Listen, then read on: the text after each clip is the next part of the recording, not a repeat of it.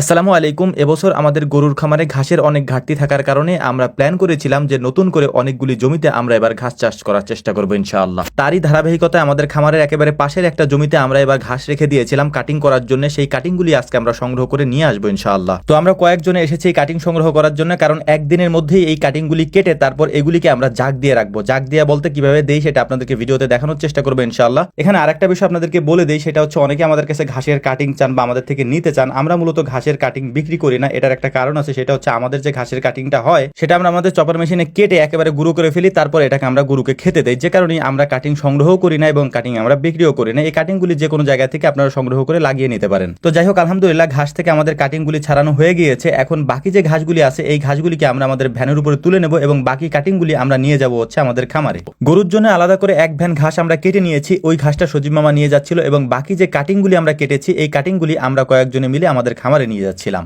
এগুলি নিয়ে আসার পর কিছুক্ষণ বিশ্রাম করার পর আমাদের মূল কাজ হচ্ছে এখন এই যে কাটিংগুলি আমরা এনেছি এর মাথা থেকে যে ঘাসগুলি আছে সেগুলিকে আমরা কেটে আমাদের চপার মেশিনে নিয়ে যাব এবং বাকি যে কাটিংগুলি আছে এই কাটিংগুলি থেকে আমরা গিটগুলিকে আলাদা করে ফেলবো। ঘাসগুলিকে আলাদা করার পর আমাদের মূল কাজ হচ্ছে এখন ছোট ছোট করে এই কাটিংগুলিকে কাটা। প্রত্যেকটা কাটিং এর মধ্যে দুইটা করে গিট থাকবে আর কি। আমরা গিটগুলিকে এভাবেই কেটে থাকি এবং কাটার পর এগুলিকে সুন্দর করে এক জায়গায় জমা করে রাখি, যাতে পর্যাপ্ত পরিমাণে গিট হলে সেটাকে দিয়ে আমরা জাগ দিতে পারি। মানে একটা ছালার নিচে আমরা রেখে দেই, এরপরে এখানে কয়েকদিন থাকার পর এখান থেকে যখন কুড়ি বের হয় তখন ওই কুড়িয়ালা ঘাসগুলি আমরা জমিতে নিয়ে রোপণ করার চেষ্টা করি। এর পরবর্তীতে যে কাজটা আমরা করি সেটা হচ্ছে এটাকে পানিতে ভিজিয়ে তারপর নিচে একটা ছালা দিই এবং উপরে একটা পাটের ছালা দিয়ে এটাকে ঢেকে দিই কয়েকদিন পর্যন্ত। এটার মধ্যে 2 বেলা করে পানি দিই যাতে করে কুড়িগুলি খুব দ্রুত জ্বালিয়ে যায় বা গজিয়ে যায়। তো মূলত এটাকে 3-4 দিন এভাবে রাখলেই এভাবে গজিয়ে যাবে। তবে আমাদেরটা অনেক বেশি গজিয়ে গিয়েছে, কারণ আমরা অনেক দিন পর্যন্ত রেখে দিয়েছিলাম। আপনাদের এতদিন পর্যন্ত রাখতে হবে না, আপনারা তার আগেই লাগিয়ে দিতে পারবেন।